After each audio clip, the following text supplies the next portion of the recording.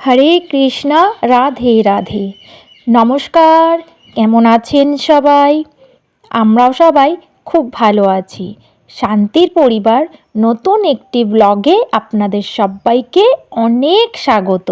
রোজই আমি আপনাদের সাথে আমার দৈনন্দিন জীবনের কিছু কাজকর্ম, কিছু ভালো লাগা, কিছু খারাপ লাগা, কিছু কিছু জিনিস সবই তুলে ধরি।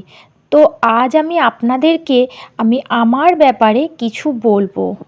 ইউটিউবে আসার সবথেকে বড় একটা কারণ হলো নিজের জন্য একটি পরিচয় তৈরি করা খুবই গুরুত্বপূর্ণ। তাই আমি আমার পরিচয় তৈরি করার চেষ্টা করছি। খুবই শক্ত একটি ব্যাপার নিজের সম্পর্কে বলা, তাই না? কি আর বলবো আমি আমার সম্পর্কে? আমার সম্পর্কে আমার বন্ধুরা খুব ভালো বলতে পারবে, আমার গুরুজনেরাও বলতে পারবেন। আমি কি আমার ডেফিনেশন সঠিকভাবে দিতে পারবো? মনে হয় পারবো না, তবে চেষ্টা করছি বলার। দাঁড়ান, আগে বাচ্চার সোয়েটারগুলো সব নামিয়ে আনি, যা ঠান্ডা লাগছে না বলার নেই। সেই সোয়েটারগুলো আনতেই আমরা ওপরের রুমে যাচ্ছি। তার আগে আপনাদের সাথে একটা জিনিস শেয়ার করি। বলেছিলাম না ঠাকুর ঘরটা দেখাবো, তো আজ আমি বাইরে থেকেই দেখিয়ে দিচ্ছি। এই যে রুমটা দেখছেন, এটাই কিন্তু ঠাকুর ঘর। এখানেই পুজো টুজো সব কিছু হতো। তবে এখন কিছু কারণবশত আমায় না ঠাকুরের স্থান পরিবর্তন করতে হয়েছে। আমার পাশের রুমটাতেই ঠাকুরের স্থান করেছি। দেখি যতদিন পারবো ওখানেই করব, তারপর না হয় আবার আমি এখানে এনেই পুজো করব। আর এই যে আমাদের ছাদটা নতুন করে কি দেখাবো? এটা তো আগেও আপনাদের সঙ্গে বহুবার দেখিয়েছি, তাই না? আর এই যে আমাদের এটা একটা গোডাউনের মতো, চলো দেখা যাচ্ছে পরে। ড্রেসগুলো সব নিয়ে নিই। তো ঠিক আছে, এবার এটাই পরে আমি পার করে রাখবো আরও। হ্যাঁ, চলো, দেরি হয়ে যাচ্ছে, ক্লাসে যেতে হবে। চলো চলো। সাধারণত আমার ঠোঁটকাটা বলতে পারেন, কারণ আমি কারো সম্পর্কে যেটা অনুভব করি সেটা তার সামনেই বলা পছন্দ করি, পিছনে লুকিয়ে বলা পছন্দ করি না। কেনই বা বলবো? যা বলার সামনেই বলবো।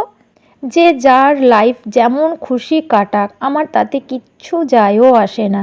কে কী করলো, কে কেমন করে করলো, ও করছে বলে আমারও এটা চাই বা করতে হবে, এমন কোনো কারণই নেই। আমার মনে হয় যে আমি যেটা পারবো আমি সেটাই করব, আর আমার যেটা ইচ্ছে হবে আমি সেটাই করব। তার মানে এই না যে কারোর কথাই শুনে চলবো না।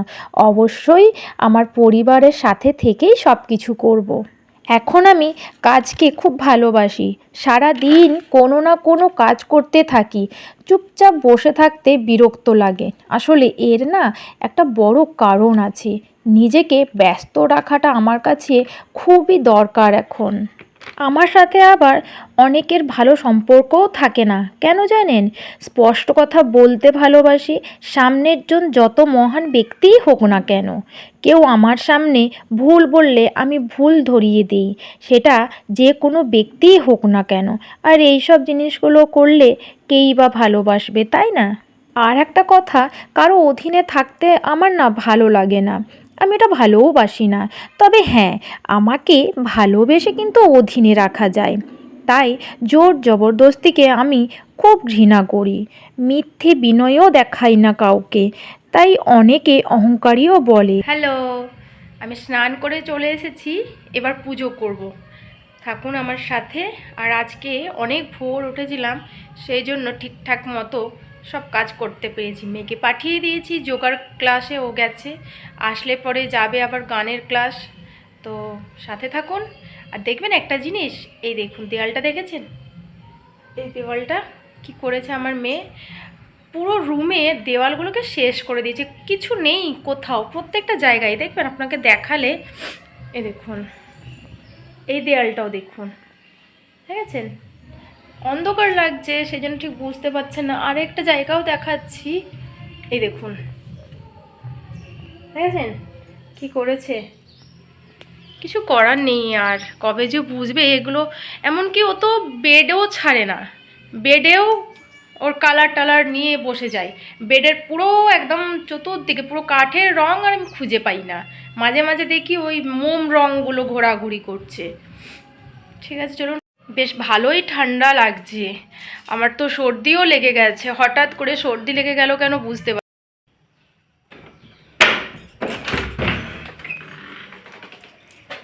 কি হলো, এত দেরি হলো আজকে?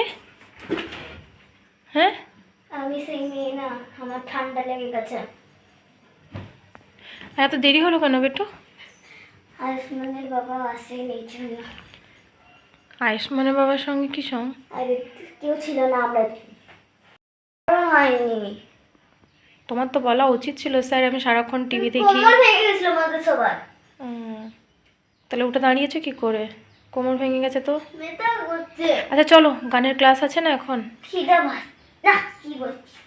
চলো খেয়ে নেবে, চলো আসো। খিদা পাইনি। কেন? চলো খাবে, আসো খাবে আসো। পেটু আসার পর ওকে একটুখানি ব্রেকফাস্ট করিয়েছিলাম, কারণ ও সকালে না খেয়ে গেছিলো। আর এদিকে ও আস্তে আস্তে আমি বাড়ির সমস্ত কাজকর্মই করে নিয়েছিলাম, পুজো টুজোও হয়ে গেছে। এখন ওকে নিয়ে যাব গানের ক্লাসে, সেই জন্যই রেডি হচ্ছি। আর এদিকে দেখেছেন আমার মেয়েকে, আমি আসলে চুলটা ছোট করে কেটে নিয়েছি। ও সেটাই বলছে যে আমার চুল এত বড়, মা চুল ছোট করে কেটে দিয়েছে।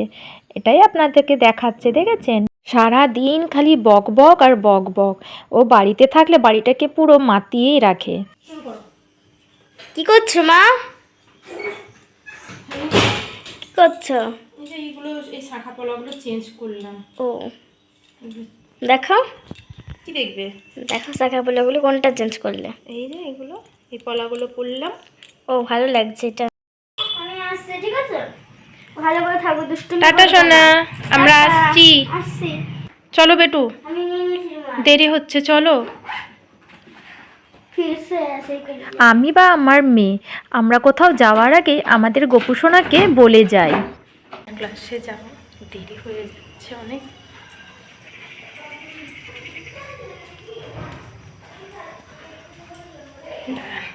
মাকে চাবিটা দিয়ে দিই। মা, চাবিটা কোথায়? আয় রে ছুটে, আয় রে ছুটে, আয় পুজোর গন্ধ এসেছে। ঢ্যামকুরকুর ঢ্যামকুরাকুর বাদ্যি বেজেছে। গাছে গাছে শিউলি ফুটেছে কালো, গাছে শিউলি রোদ এসেছে, বাদল গাছে দুটি। আহা কি করি আজ আমাদের। এখন আমরা বেরিয়ে গেছি, যাচ্ছি বাড়ি। ওর পাপা আসলো না একটু কাজের জন্য, তো আমরা দুজনেই হেঁটে হেঁটে চলে যাব, সামনেই তো সেই জন্য। এই যে সামনে রোডটা, আর একটুখানি গেলেই আমাদের বাড়িটা। এই রোডটা দিয়ে সোজা যেতে হবে, গেলেই আমাদের বাড়ির গলিটা দেখা যায়। বাড়িতে গিয়েও ওকে একটু কিছু ফ্রুটস খাইয়ে দেবো, দিলে আবার আঁকার ক্লাস আছে, ও যাবে না। আরে কোথায় যাচ্ছো? আগে খেয়ে নাও,